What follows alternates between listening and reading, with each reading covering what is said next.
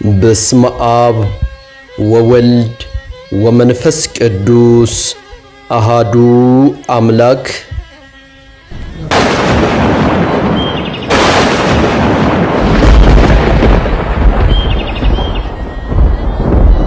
እንደናንተ አይነቱን ልበትን መጥቻለሁ። ከሰማይ የተሰጠ ስልጣን በመደር ላይ የሚፈጸም የፍርድ ድምጽ ነው። እኔ ለእናንተ አይነቱ ነው የመጣሁት። እናንተ ልበትን ነው የመጣሁት። አንተ ለአገልጋይነት አትበቃም፣ ብቁም አይደለህም።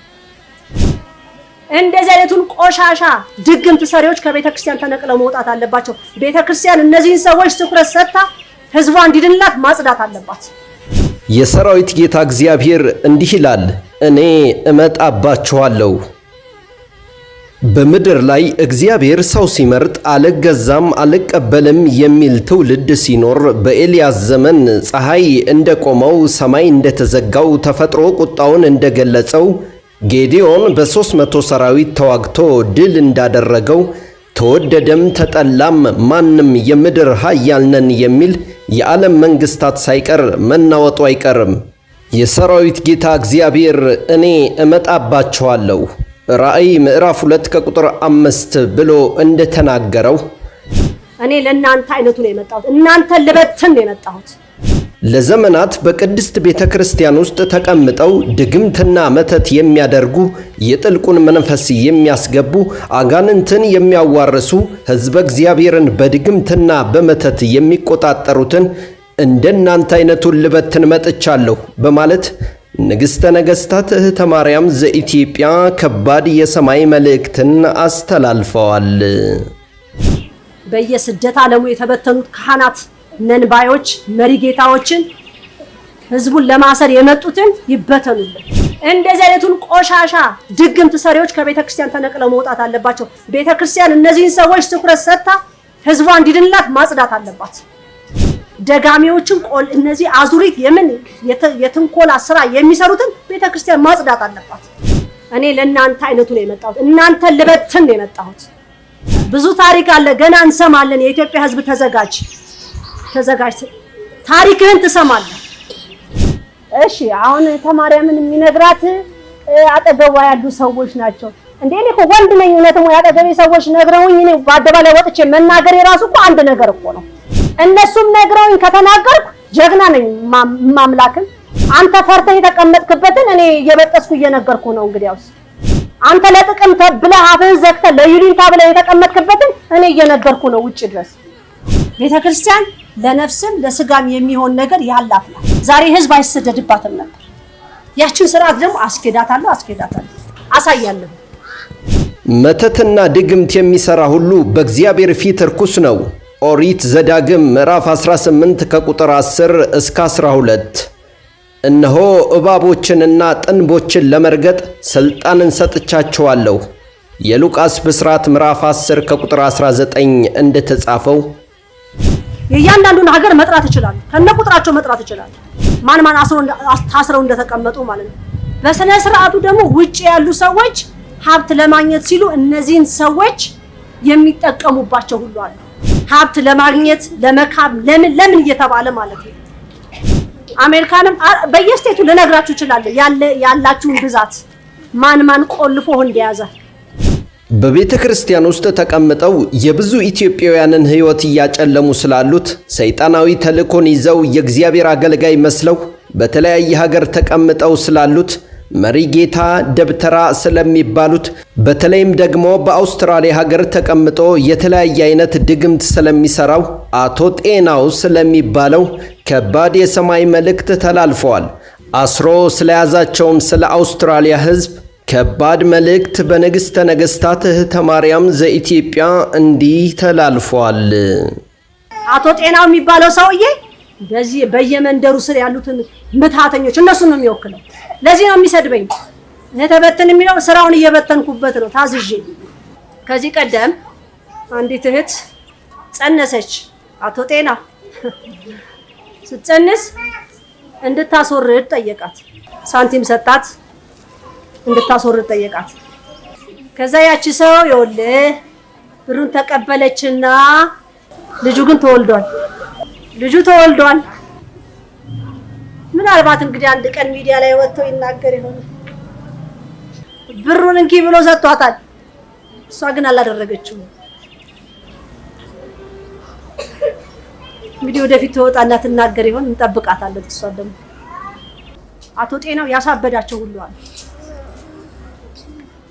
ከትዳር ሁሉ ያፋታችሁ ሁሉ አለ፣ ልጆቻችሁን ሁሉ የበከናችሁ በሱ ምክንያት። አንዳንዶቹ ወደው እኮ አይደለም ስለሚፈሩ ነው የተጠጉ እንጂ አንተ ማን ይወድሃል? የምትሰራውን ስራ እኮ ጠንቅቆ የሚያውቁ አሉ። የአውስትራሊያን ሕዝብ ጨርሰህብኛል ትላለች። ጨርሰህብኛል፣ አንድደህብኛል። ይብቃ፣ አሁን ይብቃውት። አሁንም አውስትራሊያ ውስጥ የሚኖር ሕዝብ ይጠመቅ 7 ቀን እሷን እየጠራ ቅዱስ ገብርኤል በብርሃነ መስቀል ባርከው መብርሃን ፈበይበት ብሎ ይጠመቅ ሕዝብ። እውነት ንግስተ ነገስት እውነት ብለሻት ነው? እውነት ይሄ ነገር ታይታ ተነግሯት ነው ብለው ይጠይቋት። ከዛ ሰንሰለት ተፍታችሁ ሌላም ደግሞ በአንተ ምክንያት ሌላም ሀገር አሉ እንዲህ ተልከው ስደተኛውን ቆልፈው የያዙ እነሱንም ተፍታ ወላዲተ ህዝቡ መፈታት አለበት። እግዚአብሔርን የሚያምን የዋህ ህዝብም እኮ አለ፣ በጣም የዋህ ህዝብ አለ። አንዳንድ አገልጋይ እያወቀ መርዝ መሆኑን እያወቀ እየፈራ ይቀመጣል። ምን ስለሆነ ነው የሚፈሩት? የሚፈራ እግዚአብሔር ብቻ ነው። ከዛ ጭራውን ይዞ ወጣ በቪዲዮ። ተራ ነው፣ ተራ ነው። ስደት ዓለም ቁጭ ብለህ ጭራ ይዘህ ወጣ አትሰራም። እንዴት ነው የምትኖረው? ምን አውስትራሊያ መንግስት እየቀለበ ነው የምትኖረው ወይ ስራ እየሰራ ነው የምትኖረው? አንተ ነህ ይሄን ማህበር የምትናገር። ይሄ ማህበር እኮ ጀግና ማህበር ነው። ወኔ ያለው ማህበር ነው። ሁሉን ተጋፍጦ ያለ ነው። አንተ ጾም የማታቅ በ7 ዓመት የዛኔ አንድ ቀን ነው 7 ዓመት ላይ ጾምከው። ከዛ ወዲያ አታቅ እንደ ጅብ ለሊት እየተነሳ የምትበላ አንተ ነህ ይሄን ማህበር የምትናገረው። የውሸት ብዛትህ ውሸትማ በቃ ጭንቅላትህ ራሱ ኧረ በቃኝ እያለህ ነው። ጭንቅላትህ ራሱ በስመ አብ እንዴት አይነት ፍጥረት ነህ? ይሄ ማህበር አክብሬ አስከብሬህ ልቡት ያለ ምንም ውሸት የሌለው ነገር በሀገሩ ላይ በሙሉ ልብ የሚኖር አንተ ምንድነው? አውስትራሊያ ህዝብ ምንድነው? እዛ ጋራ አደንዝዞት ያ አቤት አሁን ጥምቀት የተጀመረ ለዛ ጉድ ነው የሚፈላው። ብትለቅ ይሻላል፣ ሀገሩን ለቀ ብትወጣ ይሻላል። አናትህን የሚልልህ ይመጣልሃል። ከበድ ያለ ነው ይመጣል። ይሄ ተበትን። አዎ ይሄን መበተን እፈልጋለሁ። በየስደት ዓለሙ የተበተኑት ካህናት ነንባዮች መሪጌታዎችን ህዝቡን ለማሰር የመጡትን ይበተኑልን። እንደነ አቶ ጤናው አይነቱ በጣም ብዙ ነው በውጭ ዓለም ያለው በጣም ብዙ ነው። እንደገና እዛው ሀገር ላይ ልጅ ልንወልድ ነው ብላችሁ ስትጠብቁ ልጅ ይሞታል። ከማህፀን ነው የሞተው ይባላል። ይሄንንም ጠይቋት። እንደዚህ አይነቱ መዘዘኛ አባቶች መውጣት አለባቸው። እውነተኛ አገልጋዮች ደግሞ ህዝብ ማየት አለበት። የምታጨበጭቡት ለየትኛው አባት ነው ምናምን እሱን እንድትወዱት እሱን እንድትሰሙት የእሱን መስቀል ካልተሳለምኩ ብላችሁ እንድትሉ ያደርጓችኋል። የለም ህዝብ ቀና ማለት አንድ ነገር አስተውሎ ማየት መቻል አለበት። ያን አገልጋይ ለምንድን ነው የምትጠሉት? ለምንድን ነው አይኑን ላፈር እንድትጠሉት የሚደረጉት? እነሱ ናቸው እንድትጠሉት የሚያረጋችሁ። እሱ ለቤተ ክርስቲያን ቀና ነገር ያስባል፣ ግን አልሆነለትም። ለምን? ምእመኑ በሙሉ የሚያጎበድደው ለዛ ለተንኮለኛው ነው። ለይቶ ለማየት ለምን ምእመኑ ተቸገረ? ከእግዚአብሔር ጋር ስላልሆነ። ስለዚህ በስደት መሰደድ ሳያንስክ እንደገና ተቆርቆመህ እዛ መቀመጥህ ከባድ ነው። ጸሎት ያስፈልግሃል። ሰው ሀገር ላይ በጣም ከባድ ነው። ሰው ሲያመው ራሱ ወገን ዘመድ የሌለው ስንት አለ በቤት ውስጥ የሚያለቅስ። በበሽታ የሚመቱት እነሱ ናቸው። በምታት የሚመቱት እነሱ ናቸው። የሚያስለቅሱት እነሱ ናቸው። ስንቱን አሸማቆ ኖሯል መሰላችሁ? በእኛ መስሎታል የሚሆን ሞከርክ፣ ፈቀድኩልህ ከ8 ወር በላይ የሚሆን ያቺ የምታገለግላት ደብር እንዴት ነው እዛ ጋር ያሉት ካህናቶች? አንተን ነው የሚፈሩት ወይስ እግዚአብሔርን? ምን ስለሆንክ ነው የምትፈራው አንተ? ይበቃል። አቶ ጤናው በእውነት ይበቃል። ንግስተ ነገስታት ተማርያም ዘኢትዮጵያ እንግዲህ በሌላው የሞከራችሁት በእኔ አይሆንም። አይቻልም።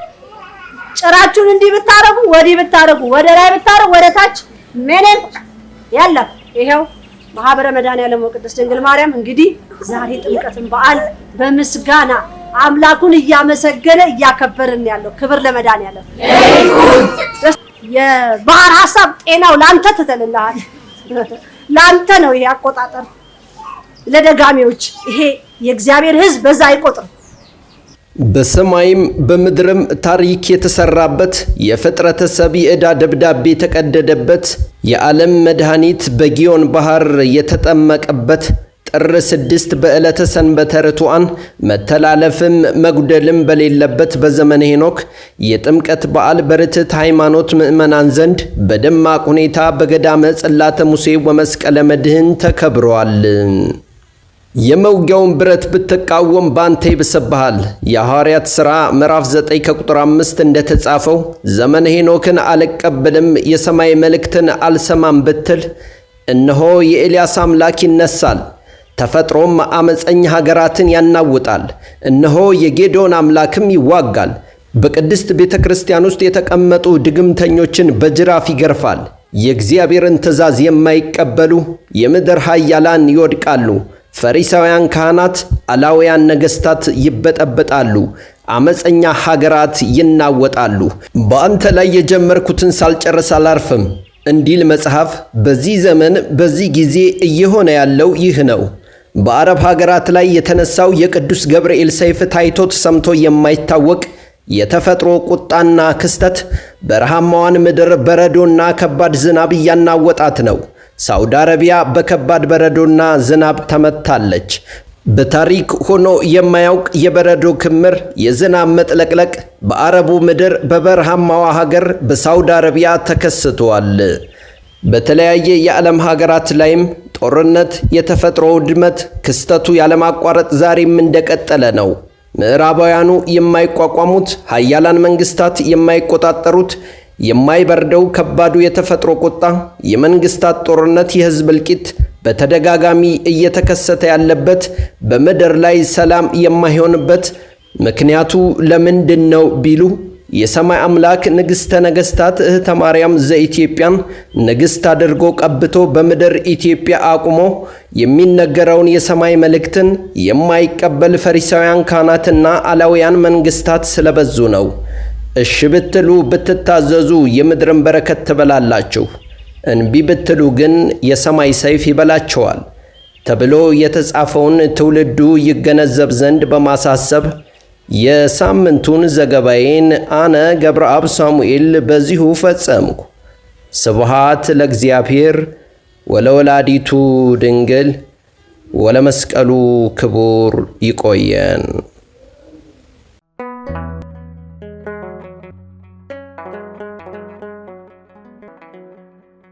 ዘኢትዮጵያ